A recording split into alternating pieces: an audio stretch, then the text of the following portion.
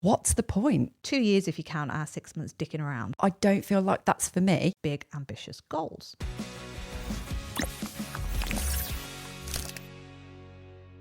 All things strategy. Is that how we're starting this? Apparently so. Okay, here's a question for you that comes up sometimes with our clients, which is maybe a little bit worrying, but we're here to address it today. A bit worrying. What is strategy?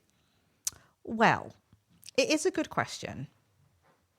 And I feel like there's so many different ways you could look at strategy. And I think some people, you can blur strategy and tactics. So strategy for us, and by the way, a bit of a plug, there's a whole section on this in the book, Let's Talk Dog Business Strategy. Go and get it on Amazon. The way we look at strategy is being able to identify almost where do you want your end destination to be in your business? Where are you looking to go? What are you looking to achieve during that particular time frame? You could always put a time frame on it. And then the tactics are how exactly you're going to do it. So if you imagine a sat nav and you put in that end destination, it will then give you a step-by-step plan of how you're going to get there. And that's essentially all you're trying to do with your business. However, we do have people say to us, and we see it in other business groups as well, where the question is asked more often than not, oh, I've been doing all of this stuff. When am I going to get to the strategy? Like, how do I do the strategy? What's your interpretation of it? What a strategy is? I like looking at it like a jigsaw puzzle. Because it's not the roadmap analogy, but it is, you have to have all the pieces that fit together in the right way for the goal to be achieved. So it's kind of the same, isn't it? Yeah. Well, I like this. This is a perfect example, actually, of how we both know what it is, but we both visually see it very differently. Yeah. And I do see the roadmap one as well, but I don't know, my brain reverts to a jigsaw for some reason. Yeah. Arguably, it's the same thing. So I think the strategy bit, it's asking yourself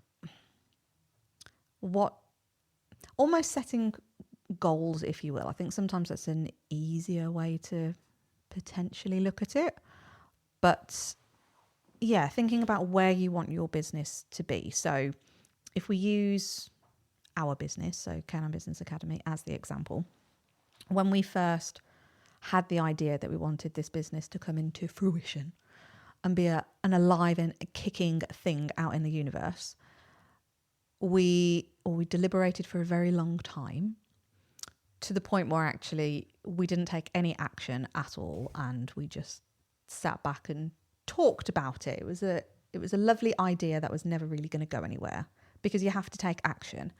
And I think that's another key thing that you need to be mindful of within your strategy. You have to implement something. You have to take action. But with CBA, one of the goals and aspirations for this business was to get our message out, our beliefs, our experiences to as many people as possible, to inspire change, so that each individual dog business owner out there can have a lifestyle that supports them both financially and from a time freedom perspective as well. So by having that purpose for the business, you then have to ask yourself, okay, well, how am I going to do that? How are we going to reach these people? How are we going to connect with an audience? How are you even going to build an audience? How are you even going to start to get seen if you're a nobody? Yeah. Because effectively that's what we were. Yeah, exactly. I'm glad you said were. Not anymore. But yeah, so that's where we started. And being completely honest, in the dog training business, so before you and I merged it, I didn't start there with that dog business. I just went, oh, I know, I'm going to do what most people do. And somebody told me that that particular course provider was really good. Go and check them out, get the accreditation, the shiny badge, the certificate, whatever it is that tells you can now go and do this thing. And then just put a post out on social media to essentially your friends and family, because let's face it, it was your personal profile bit back then, mainly. And just say that you are now dog training and you've got this offer, which we've talked about before. But I didn't even do that. I just got a load of, because with puppy school, you got leaflets and posters that you could buy and you could fill your details in. So that's exactly what I did, is I bought a load of them and just went everywhere with them. And some of the places were just shops that you stuck up like in the window, and some of them were places where I had to go and speak to a human being. No. I know. Another dog business. And I went to kennels, I went to groomers, I went to all the places that we talk about, like in the episode that dropped whenever this is going out. I'm not sure because it's dropped today when we're recording, but it won't be today when you hear this. But recent episode we did on joint ventures, we're talking a lot about doing those kind of reach outs and getting the word out in that way. And that was the natural way that I did things back then, because that was the strategy. Yeah. And that was just one part of the strategy, but that was what I very first did. I was like, right, I'm a new dog trainer. How do I need people to find out about me? I wasn't even on Facebook back then. I have these leaflets I'm armed with my details, and I'll go and stick them in windows and go and speak to other dog businesses. And that's exactly where I started. Yeah. And that's it. So like with both of those examples, there wasn't really any strategy involved, because it was just a case of, I want to get my name out, but for what purpose? Didn't have a plan as to where it was going to go or how big I wanted the thing to be, or small, or what else I was going to offer. Like it was literally puppy classes, and that's all it was back then. We did have a purpose. What's that? To scrat. Well, that was an unspoken purpose. It was the intention to scrat unintentionally. But that was just one part of a bigger strategy that I didn't have. It was just me taking one little puzzle piece and doing something with it, which is great because that's a start and that's a move towards something. But then what? No plan. Zero. Yeah. Zero next jigsaw pieces. Well, this is it, because then what inevitably ends up happening is you get stuck doing that thing, and it may work. You may get some leads off of it. You may end up getting some clients off the back of it. And that is kind of how it starts. On the flip side to that, it may not have worked. And what I am seeing a lot of recently is, I've tried this, I've done that thing that you've told me to do, and it hasn't worked. Well, bringing it back to your strategy, what were you hoping to achieve off the back of it? Mm-hmm. And is the thing that you have done the right tactic to help achieve that strategy? Because a lot of the times I do see business owners attempting different tactics to, do you know what I mean? Like it doesn't marry up with what they're actually trying to achieve. Yep. So almost like, I don't know, what's an example? Let's say you need some fast cash. Let's face it, we've all been in that situation. Shit's hit the fan and you're like, fuck, I've actually got no money this month, or I'm brassic, there's not enough money coming in. I don't even know what my numbers are, but it's definitely not enough. And you're a bit squeaky bum moment. So one of the tactics I see people lean on in that moment in time is to put a post out on social media. Or go and do some work on their website. Or go and work on a website. Yeah, both very number one choices. Well, let's go with the website example. How is that going to help you in that moment in time? Well, if people aren't coming to the website in the first place, what difference is it going to make that you've tweaked to the website? Yeah. That's the first thing I think. And actually, do you know if that's where you're getting the majority of your leads Exactly. Have you got any data to support that is going to help if you do change it? Yeah. What type? Like, how do you know what parts of your website are working as well? So is that message strong enough? Is that hook strong enough? Is Is there a call to action you can track off that website as well? Can people book a call off the website, or can they click through to do something else? Yeah. So all of that in itself are really good things to be focusing on. But for the scenario that we are hypothetically in now, that isn't going to bring in any fast cash. So then the other one is, let's put a post out on social media. And let's say that post is, let's use a workshop. Because we've got no cash, let's put a workshop on. Yeah, pretty much. Come on, let's face it. All been there, all done it. Oh, God, yeah. Put a workshop on. And in fact, I saw one this morning in a local group. I couldn't tell you how many hours. I only skimmed it, when you're just scrolling and you just see it in your news feed. But it was very clearly a dog workshop. And there was I feel like this is a really old-fashioned thing to do, but it's still very prevalent, clearly. Like when you get like a starburst in the corner, so you just put like a big star with a price point in it. Like a sale thing. A little cardboard cutout sale. £25 owned. I was like, £25? Ooh. How long was this workshop? I don't know. It was so full of text that even me skimming it, the only thing that I could clearly see was this big star with £25 in it. I'm like, oh, okay.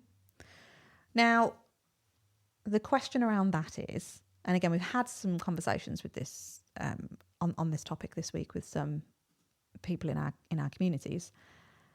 How often has that message been put out? Have you just put it out once? And I'm not even saying that particular example that I'm thinking of is necessarily the right way of going about it. But even if it's not, let's not split hairs over that. Let's assume that in itself is a strong enough pull-in for your ideal audience. If you've only put that in once in, I don't know, 5 local groups and maybe your business page, and you've got crickets off the back of it, has it worked or has it failed? No, well, there's 2 things, isn't there? One, it may not have landed. If it's too busy, if there's a lot going on, people may have just missed the relevant information anyway. But also, they may just not have seen it because of the algorithm anyway. They may never have seen it. Yeah. Because unless you engage with it regularly, you're never going to see it. Yeah, exactly. Like all of this. So bringing it back to that hypothetical example or scenario, that we're in, putting that social media post is not necessarily going to help bring the fast cash in. So that the strategy around that particular scenario needs to be more hands-on. It needs to have more actionable things that you can be doing. That isn't just putting a message out into the big wide world and hoping that you're going to get some bites. And actually, let's imagine you did get some bites off the social media post and you put the workshop on. What's the workshop doing for somebody? What's someone going to get from the workshop? Is that clear? Like we've just done a podcast episode on funnels and how workshops can be really useful within a funnel. But that's a strategy. A funnel is a strategy. And this is the part that's missing from all of this, is to go like, put the workshop on. Great. We do the workshop. We get 6 people in. Then what? Do we just keep putting workshops on every time we feel a bit strapped for cash? And are we actually giving somebody the result that they want from the workshop? Is the workshop doing its job? Is the workshop being sold as a really awesome outcome that it's never going to be because it's 2 hours long?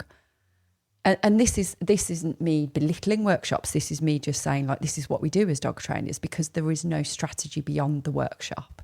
There is no bigger picture thinking, which is where we all fall down, because we're just thinking of that just like tiny little step in front of us when we should be thinking many, many more steps beyond that. Yeah, that's a really good way of putting it, thinking about that next step. So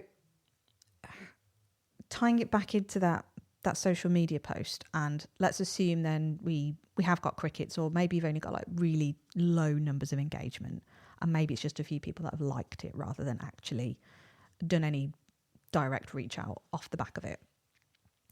The amount of people I see say, I've done this and it hasn't worked.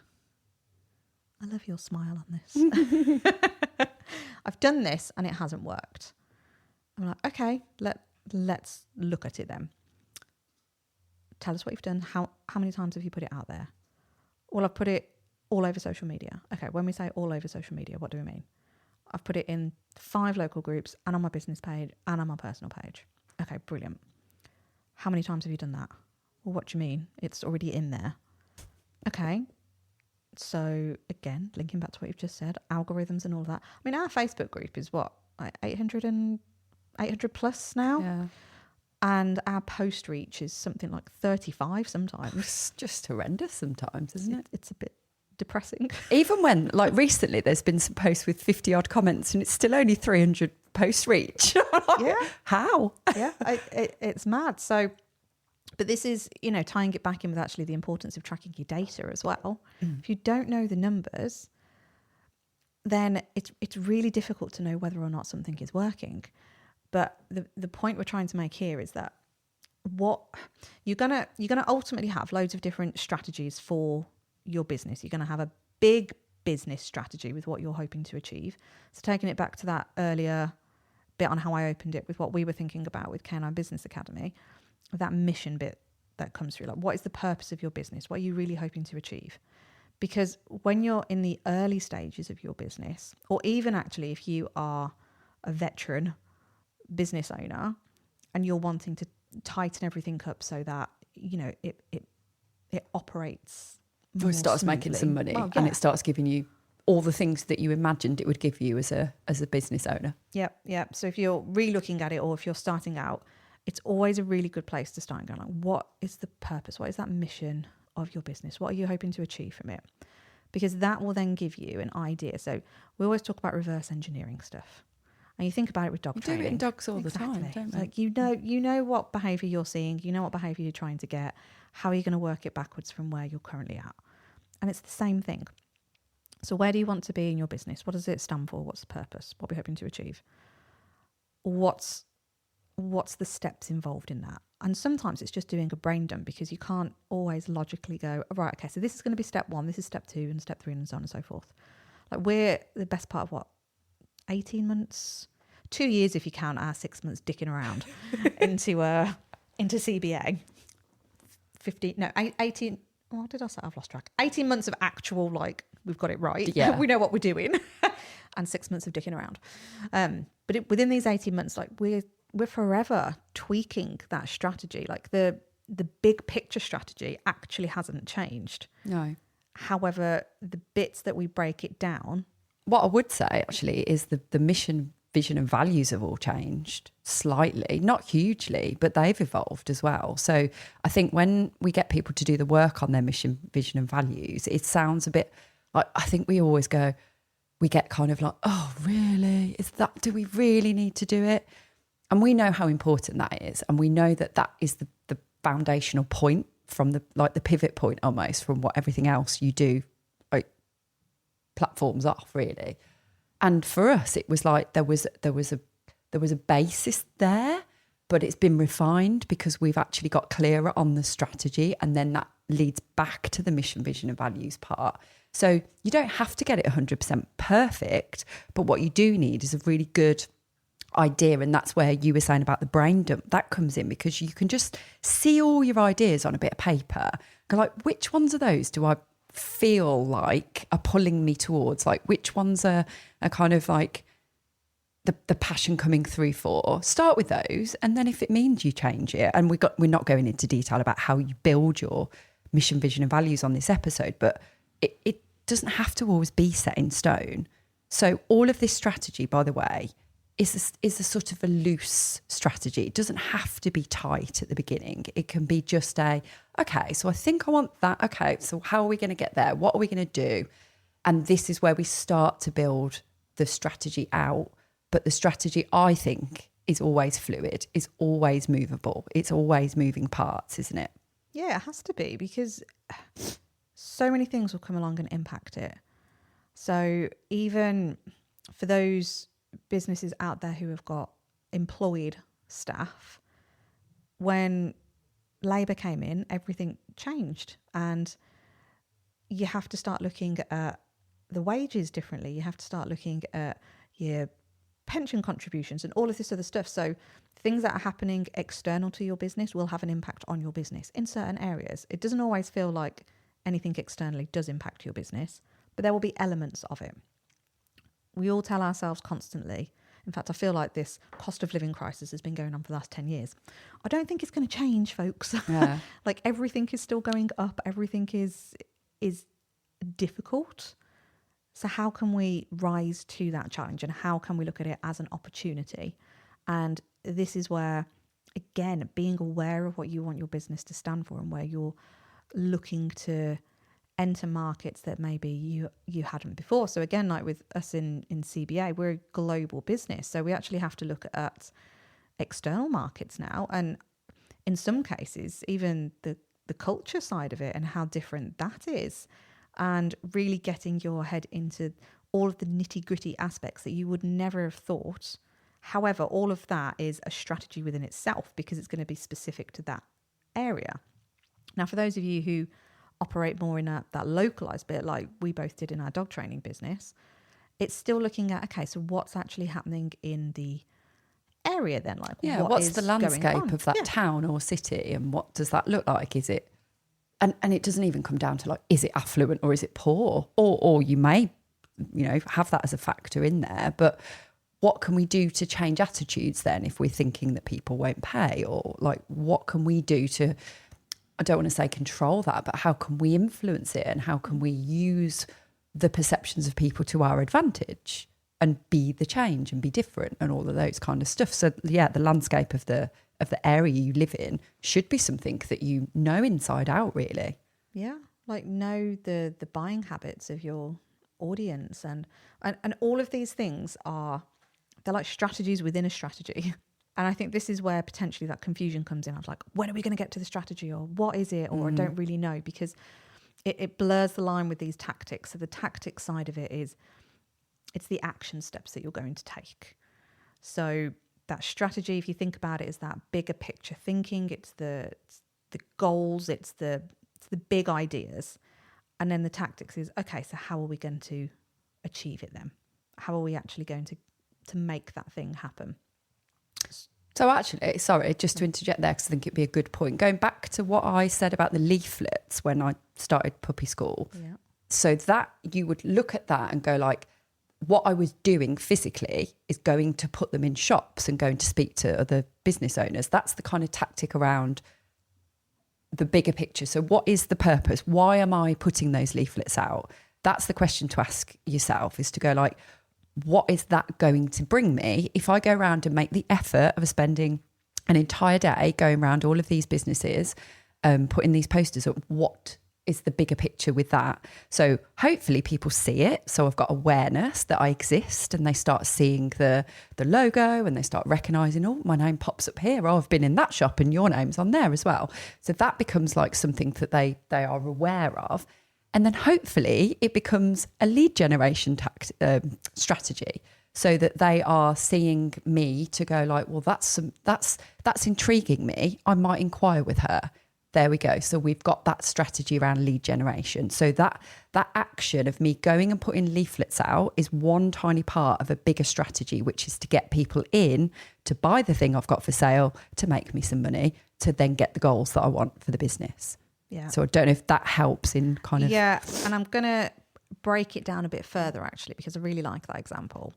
And I think this is where you have to be aware, or rather, I mean, you don't have to, but it certainly helps to have an awareness of that strategy bit, because in that particular example, the tactic was to, like I say, go and do the delivery of the posters and leaflets and so on and so forth. For a lot of people, I think the assumption that by you doing that, you are going to make sales off the back of it. Yeah. And this is where that tactic doesn't aid that particular strategy, because it's highly unlikely, I'm not going to say impossible, but it's highly unlikely that someone's going to go, oh, I've seen your poster or your leaflet in that shop window, and I'm just going to go and buy from you. I'm going to go out of my way to try and find how I can buy from you. Now, again, you may get the odd ones, but they are typically all ready to buy and you just happen to be right place, right time. Yeah. But actually that's the perfect tactic to help the awareness strategy of getting your brand awareness out. It's the first step towards that lead gen, isn't it? Yeah, it's like a little in-betweeny step. Yeah. So this is where we have to ask ourselves these, I think they are quite hard questions to answer, because again, I think it comes back to this lack of business know-how in why are we doing the things that we're doing. Like, we're all told to go and speak to vets and speak to groomers and go and put leaflets and stuff out, but we don't know why we're doing it. And again, I think this is where that assumption then gets blurred, that by doing that you're going to make money off the back of it, essentially. You're going to get it's clients. almost like back to that instant gratification. Like, I've even heard people say, oh yes, so I spent yesterday delivering all these leaflets, I've still had no inquiries. Yeah. Like, it's going to happen that quickly in a day. Yeah. The same as that social media post. Oh, I've put a post out, it didn't work, no one's bought. I'm like, well, no, because They're not going to. It's the wrong tactic for that particular outcome. Especially if it's a brand new business, you've got to build some trust and, keep seeing that business name pop up or that person pop up before somebody's actually going to take action. And we know the 7-4-11 rule, 7-11-4 rule, like, you have to keep seeing, consuming it, getting familiar with it. And then that recognition comes in and the awareness starts to build. And that's a big thing that people are skipping. Yeah, it's a massive skip over to the point where I don't even think there's an awareness around it. No, I don't. I literally think that there are some people out there that go, I'm a new business, people should buy straight away. Like, there doesn't seem to be that connecting the dots of going, I don't know, let's just imagine there was a brand new car company that popped up like down the street and there was no, I don't know, you couldn't find any information out about them because they were so new. All you knew is what they were putting out at that precise moment in time. I mean, obviously somebody's going to buy one for the first time, but there's going to be a lot of work that's gone on, hopefully, before they expect somebody to buy it, to start seeing adverts pop up and to start getting their founder story across or their message across or their, whatever it is they're doing differently from the next car company. You would hope there'd be a lot of that first, because otherwise they've got this showroom and they're going, oh, nobody's buying. Well, they haven't done any of that work. That's why. Yeah. And this is where breaking the business down into different goals or themes or segments or however you want to look at it, it's breaking it down into that step by step. Where do you want to get as your end goal? It's looking at that jigsaw puzzle and going, right, okay, when that jigsaw puzzle is complete, what does it look like? And again, it may be for certain areas. So for us, we absolutely have an awareness jigsaw puzzle in itself. We have an awareness end destination. So within that awareness category, we go, well, how are we going to do that then? How are we going to grow our audience? How are we going to get our name out? And that's exactly where we started when we first launched with CBA, because it was like, well, we are unknown to anyone and everyone. We could create a Facebook page and a Facebook profile and a social media profile, and we could start posting, which was one of the tactics. However, because of our big mission, we were like, that's not going to give us the impact that we want to achieve. It wouldn't have given us the traction. No, it's not. That tactic was an important one to create that social platform and that credibility bit that you start to build, but it wasn't going to be our only tactic. So then we look back at that bigger picture goal and go like, right, we want mass awareness. How are we going to do that? And you start brain dumping some other ideas, and we go, okay, so maybe let's do some conversations with big industry experts and just introduce ourselves, and let's see where those type of conversations lead. We did that as well. That was another tactic. So already these two alongside one another is where the brain dump comes into fruition, really. It's the really handy things going, right, okay, this is what we're trying to achieve. How are we going to do it? And then we was like, oh, do you know what? I actually think a podcast is probably the best way, because we're not restricted in any way, shape or form. It could reach it's unlimited, really, on who it can reach. It's got that potential. Well, because we knew it was going to be a global business, it wasn't at that time, but we knew that's what we were aiming for. The podcast is global. So therefore that fits with that strategy. Now, I just want to use an example, actually. If you're a local dog trainer, which many of you listening will be, it seems to be a bit of a trendy thing at the moment because they're becoming so popular that people want to start their own podcasts, right? That's great. Obviously, we love podcasting, and we would think that that's amazing for somebody to do if it fits with the strategy. So if you're a local dog trainer and you're starting a podcast that anybody in America, Australia, like it depends where you're kind of aiming for here, like they're all listening, but they can't buy your services and you're using it as a lead generation tool, what's the point? Like, why are you doing it? Why are you putting all the time, all the energy, all the money? Because let's face it, a lot of all of those things go into creating a podcast. The consistency, the dedication to it, the longevity. Like, you have to have a plan around starting a podcast, which is why we are with the agency, because we knew that we wouldn't be able to sustain it. And we'd already had that conversation prior to doing the course anyway. So just look at that and go like, oh yeah, I'll do a podcast because that's what everyone's doing. Why? Why are you doing a podcast that's going to reach all these countries where they can't reach you to work with you? If that is the point of the podcast. If the point of the podcast is a passion piece, is something you feel so strongly about, you want to get it across to the world, and you've got the time and you've got the money and you've got the inclination, fill your boots, go for it. But this is something that I've had conversations with a few different people recently and going like, have you thought about the bigger picture? Because I really don't think that you have. Yeah. And it's a really valid point. And I think you could extend that to any of the tactics that you are looking at, because there's so many incredible business owners out there and business coaches and a lot of inspiring people out there that will say, be on all social media platforms, do all of this, do all of that, make sure, and we're in part a little bit guilty of being a part of that noise, because we talk a lot about all of these different tactics that you could implement. However, it is our intention that you really think about what is the right tactic for you. Now, we share the ones that we know to work really well in your business.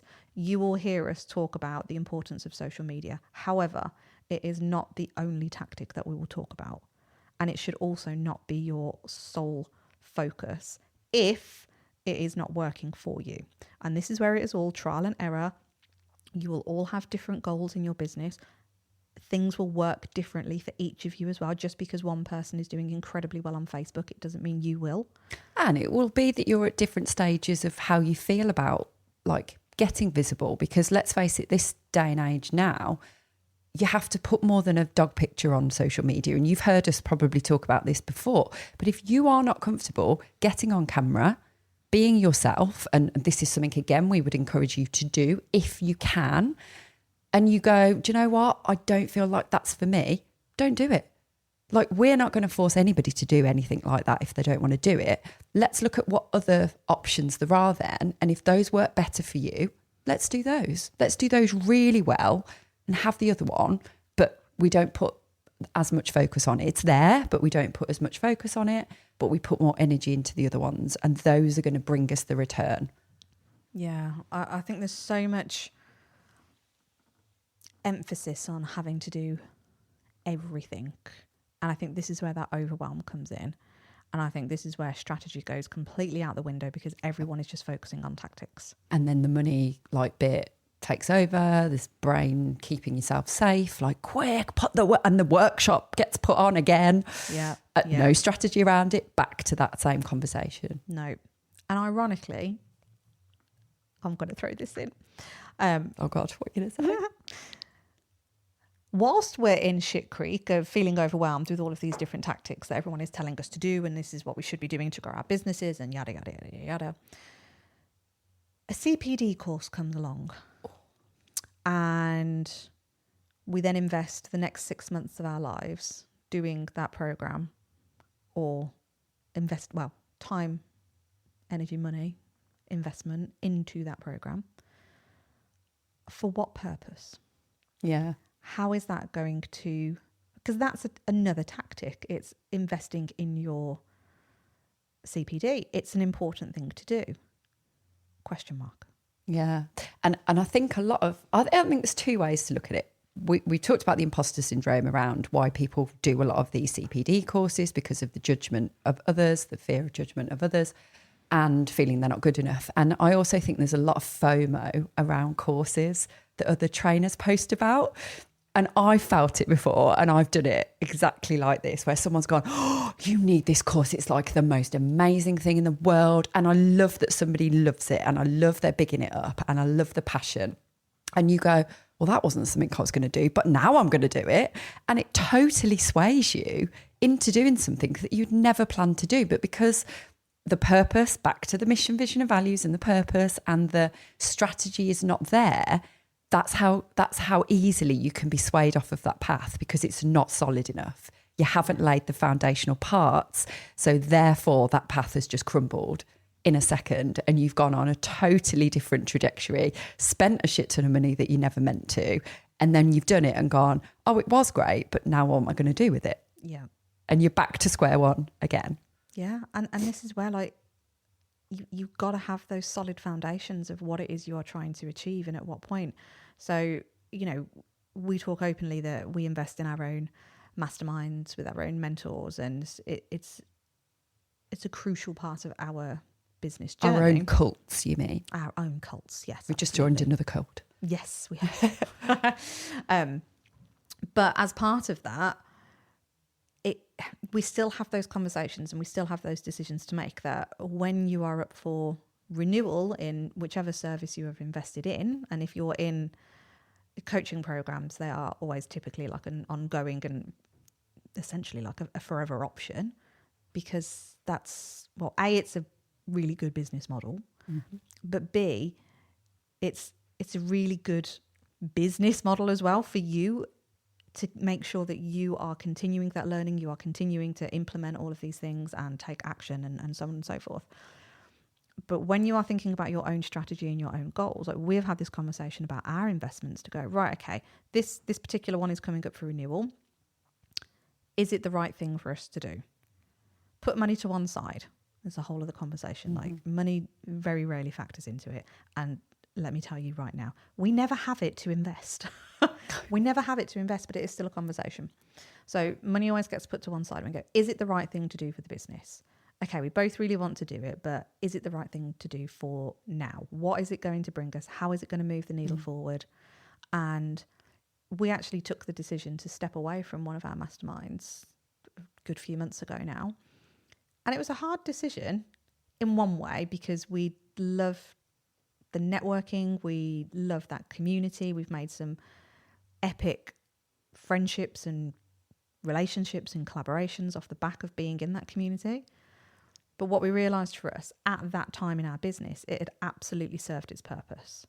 And if we had stayed in it, it would have essentially just been a very expensive friendship group, which is not going to help our business grow and scale. Now, it's absolutely our intention to jump back into that mastermind at some point.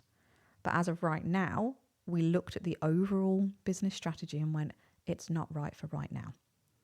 And then something else comes along and we have the same conversation, like, oh, here's another opportunity. How do we feel about it? Do we want to do it? Yes or no? Okay, yes. What's it going to bring? What's the return on investment? And sometimes these return on investments may not necessarily be a financial gain back. May not immediately be, but they should always be there somehow down the line. And again, later on in the strategy.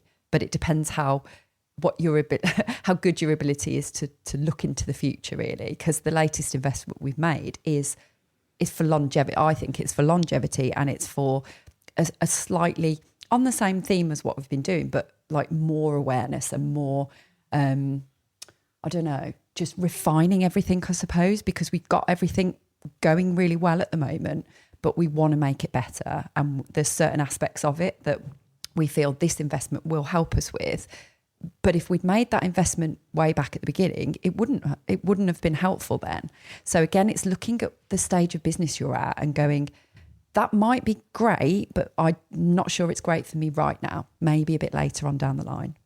Or actually, I am going to do that now. It's not ideal. Haven't really got that money to invest, but I really think I need that to be able to get me to the next point. And by that time, hopefully that money will be coming back to me and I will be in a position to continue with my development in whatever way, shape or form that looks. Yeah, and that's it. So it's bringing everything back to like, what is the main goal you're looking to achieve? What are the, and you know, breaking that down into the areas like we've said, like you could do an awareness piece, you could do a financial piece, and go, okay, so what are the financial targets we want to be hitting? And in fact, sticking on that financial target one for a moment, I still see this thing as being a really prevalent thing in all spaces. Ask somebody what their ideal amount to earn is, and it's always 5 or 10k months. Always. Like I never hear a different figure. 5k months, 10k months would be great. I'd be laughing. I'd be happy. Which they're quite different, actually, if it's a 5 or a 10k month. Yeah. It's a bit like when I worked in the Blue Cross and people would come in and say, have you got any puppies or kittens? For me, that's how I look at that. Okay. They're quite different. Was not what I was expecting you to say, like, if you've got any Jack Russells or like Great Danes. Oh, it's no, like no. going that polar opposite. No, I was recently having a conversation with someone about this who worked in rescue. Well, I might have been Helena, actually, working in rescue. And it was, a common question was, if I was ever covering reception, have you got any puppies or kittens? Okay, those are quite different and they're two very different conversations. But anyway, that's gone off on a bit of a tangent, but it wouldn't be our podcast if we didn't go off on a bit of a tangent. Yeah, true that. So yes, 5 or 10k months. Brilliant. Sounds awesome, doesn't it? And then like, yes, okay, of course, that's totally achievable. Question mark. Go back to the data, go back to having a look at what you are doing. Do you have a product or service that is at a price point that could realistically get you to achieve those numbers? Because if you are doing £35 ad hoc sessions, I don't even know if I'd be able to do the math on that. How many perfect fit harnesses and chews and one-off sessions would I have had to sell? How many would you actually back in the have scratchy to days do to hit that 10k month? Yeah. Is it even achievable? Yeah, I think not in many cases. Because even if it is achievable, I would imagine you would be doing more than a full-time job on that. You would be broken and burnt out. Yeah. Which is why people don't do it. So it's having that realistic stuff around it as well. Couldn't think of a better word other than stuff. In being aware of, right, okay, you say you want a 10k month. Brilliant. But what are you going to do to actually achieve it? Again, like, what's the strategy and how are you going to make that happen? So if the strategy is we want the finances to be 10k months, we want to figure out how we can then so let's break it down again. 10k months, we need to be, if you're doing a £35 product, how many hours do I need to work? Like, how many of those do I actually need to sell? There's your first thing.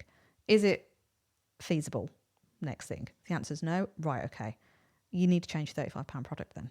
Because you're never going to achieve that 10k based on 35 ad hoc. It's not going to happen. No. And actually, there's a lot of sales involved in that. That's a lot of conversations. A lot of sales. No, because we'd just stick it on a website and someone clicks buy now. Well, yes. Works beautifully. It's why we're all fucking loaded. So it's looking at the internal side of that business then, going like, is it actually feasible? And if it's not, what do we need to change? Yeah. Carry on, because I'm going to go off on a bit of a tangent. You were going to say something. No, because I think you're still talking the financial bit. So carry on with that and I'll interject in a minute. Okay. I feel like I'm at a dead point now. No, you're right. Okay. Just cut me off. Have I frozen your brain? Yes. No, so look at where you are in the business of, is it achievable? How are we going to do it? And then it's breaking it down even further and then go, okay, let's assume now we've fixed that problem. We've now got a price point that is going to help us achieve that 10k. And for argument's sake, and ease of my math brain, because I'm a bit piss poor on the numbers front without my Excel spreadsheet. You've got £1,000 service. You need to sell 10 of those to hit your 10k. Nice and easy, as in terms of math. Are you then selling are you converting every single inquiry that comes in? Well, actually, another question, are you even getting 10 inquiries in? And then for what are you converting? So you see how you're just constantly breaking it down all the time. And then these are the tactical bits.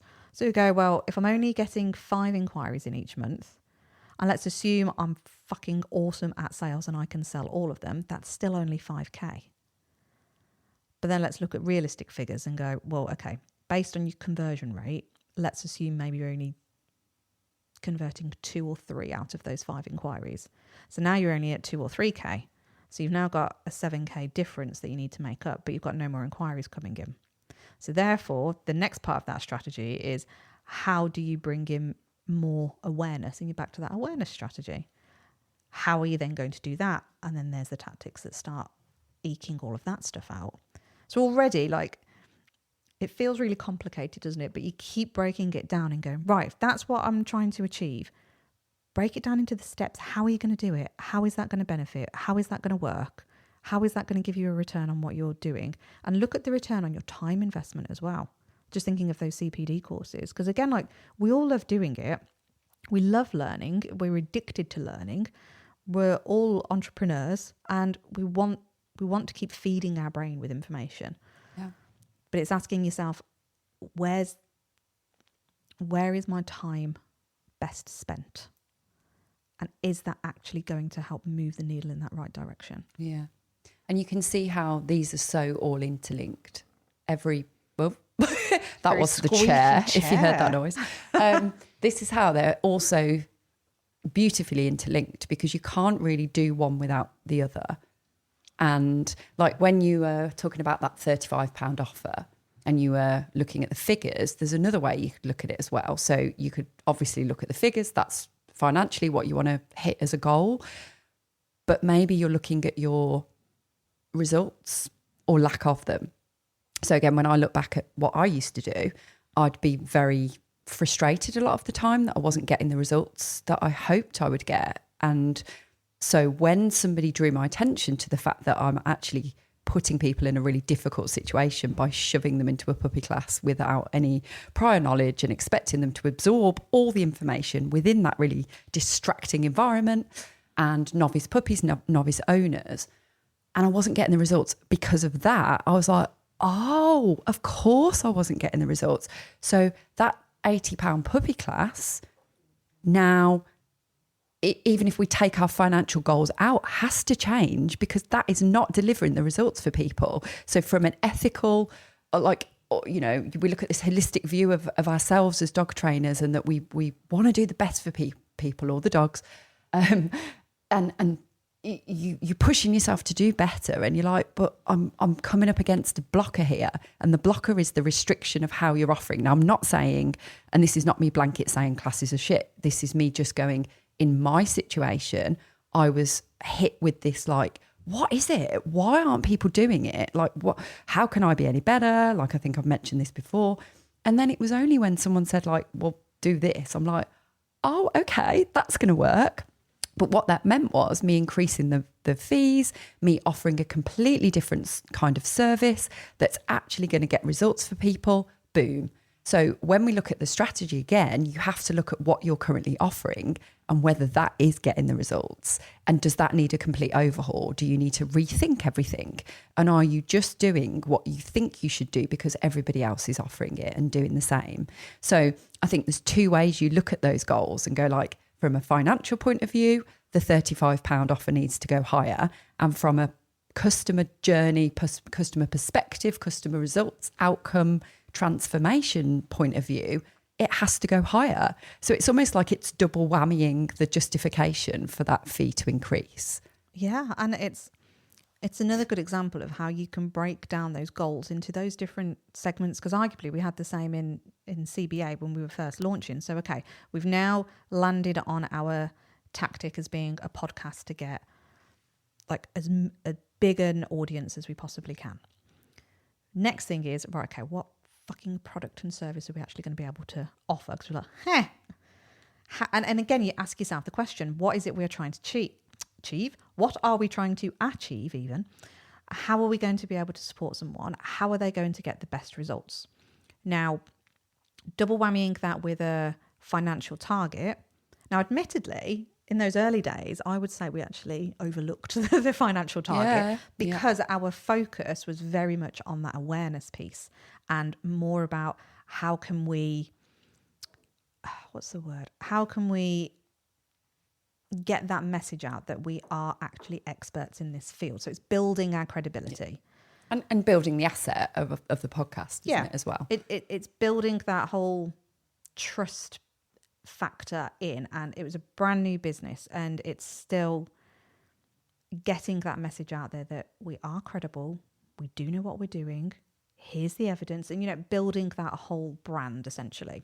So arguably that's a strategy in itself, because we took the decision to go, right, these first few months were more than likely going to be operating at a loss because the focus is on these things here. It's the awareness, it's the credibility building.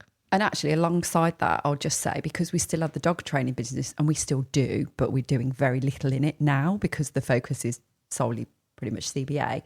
At that time, we kept the dog training because we needed it, because we knew that CBA wasn't going to make much money at all at the beginning, although we were quite surprised because it ended up making quite a bit of money at the beginning. But we kind of didn't see that that was going to be feasible probably at the beginning.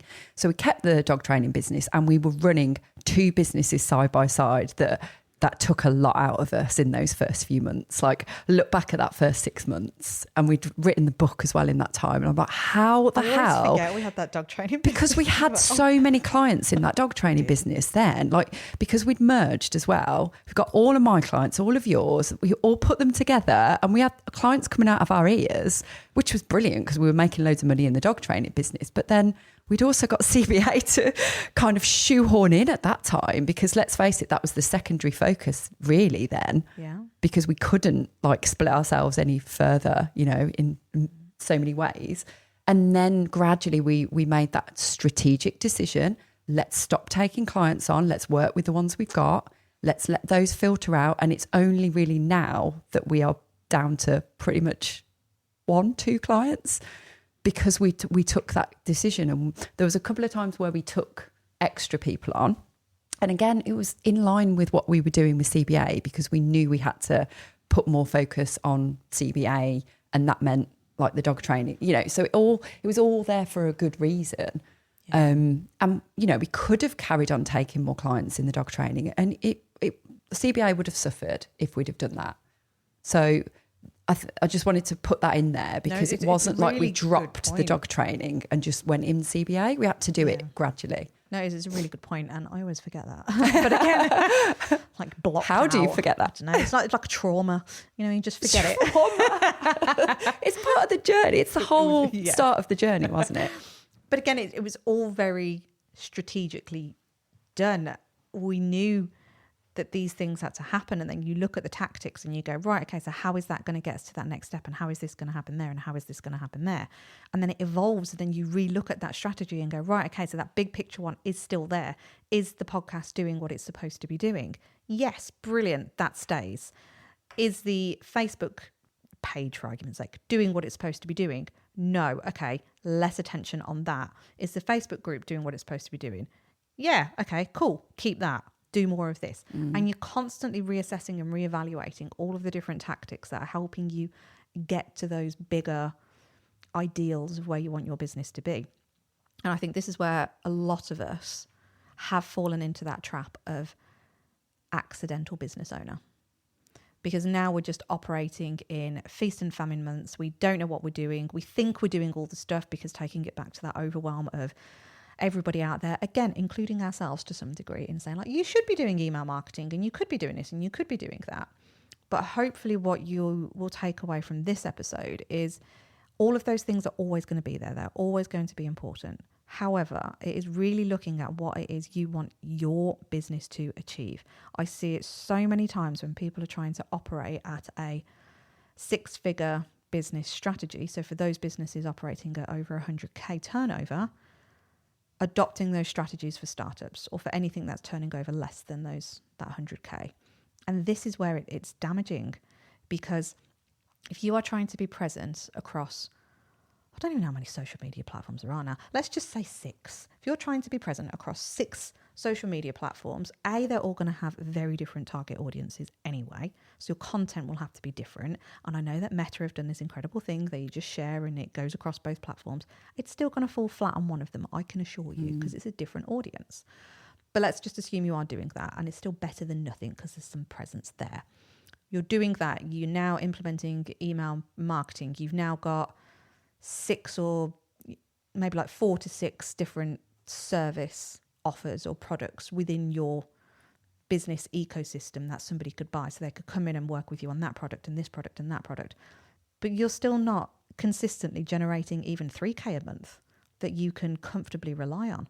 So therefore, you've now got 3, 4, 5, 6, 7 products that you've now got to market and sell individually. They've all got different audience types of it. You've now got all these different audience platforms that you've now got to adapt and tweak and understand yourself. And I'm thinking, fucking hell, I haven't even got time. Like, we are in a very fortunate position that there is 2 of us running this business. And I would honestly say, whilst we both dabble in both platforms, you would be Instagram and I would be Facebook. That's our natural tendency where we lean into it. And like I say, we do a bit of crossover on it. But if that was just one of us running this business, I can assure you now, not both platforms would be being used. No, they wouldn't. Because it's not feasible for this moment in time. Now, our business has grown substantially over a very short period of time. So we have to keep looking and tweaking that strategy. And now we are in a stage where we're going, okay, we do actually need to be present across more platforms because of our big, ambitious goals. But from the dog training business point of view, we were just looking to operate very efficiently within our local area to generate a decent income and deliver an incredible service and build a community, which was our goals in that business. Those strategies were very different. We only had one social media platform. We didn't work on anything else. Everything was in a group because it's local. So all of these things you have to think about depending on what you want your outcome to be. Email marketing wasn't as prevalent, I suppose, in that dog training business because it was a localized business and we knew that our audience were hanging out on Facebook. Now, email marketing works to support that, but it's not a tactic that is definitively needed if you are looking to achieve maybe 20, 30, 40K a year. And this is where the strategies will vary depending on your stage of business. Mm-hmm. They will vary depending on what your goals are for your business. So listening to, again, the likes of us and every other business operator out there telling you about all of these tactics, they are for you to independently figure out and choose, unless, of course, you want to invest in some mentors that can help you with this. Who would that be? Hint, hint, wink, wink. We're pretty awesome at it. Then you will feel overwhelmed and you will have no idea where to start because this is what the world is telling you to do. Yeah, yeah. And actually, you could listen to this podcast and go like, oh God, 1 minute they're talking about that. And then the next they're talking about this. And that's the kind of idea, though, is that we're giving you a flavour of all the things that need to be considered. We are giving you a taste of our own experiences and what worked for us and what didn't. And that's kind of what this podcast is all about, really, is to give different perspectives. It isn't to give you the strategy. There are some people we know that listen to this podcast and will implement some things off the back of it. And that's amazing because I think anyone who's got that drive to go, you've really inspired me. And that makes us feel really nice if people have tried things. But ultimately, without the rest of it and having that roadmap or that jigsaw puzzle in its entirety, it's not going to probably get them the end result they want. But awesome that it's making you think differently, that it's getting that creative juice flowing and it's inspiring you. And that is exactly what this is supposed to do. So yeah, if you want the entire strategy, please don't think the podcast is going to give you it unless you're really good at taking all the pieces and putting them together in a really logical way, which I know most people would struggle with. I even struggle with it. I need to sit down and actually talk it through and go, right, okay, what am I trying to achieve? And I didn't even realise that is what I was trying to achieve. And then, of course, like you've got a plethora there's another A big word. plethora. A plethora of mindset blocks and issues that are going to come in along the way. Because again, it's something that is not mentioned in tactics, but it will stop you from implementing them. Yeah. And without removing those blockers or addressing them or talking to them or whatever way we do it, looking internally, we won't ever move forward and we won't be able to achieve the goal. So again, it isn't a strategy in itself, but it's part and parcel of every part of every tactic within that strategy, I would say. Mindset is linked to every single piece of it, which is why it's like a little connective tissue. Oh my God, I'm looking at it in like canine massage terms. It's a connective tissue that I've got like really brings everything together. Scary flashbacks from biology lessons at uni where I had to look at things through not actual tissues, like actual muscle tissue. Tissues, Put a not stick of Kleenex. under it, under a microscope. Yes, it's the fascia that holds all the stuff together. Oh my God, revelation. On that note, I'm going to leave it there. But seriously, if any of you have got any questions at all about strategy, please do reach out to us. Drop us an email at hello@caninebusinessacademy.com and we would be more than happy to, just see if we can help or point you in a direction that just might give you a little bit of clarity.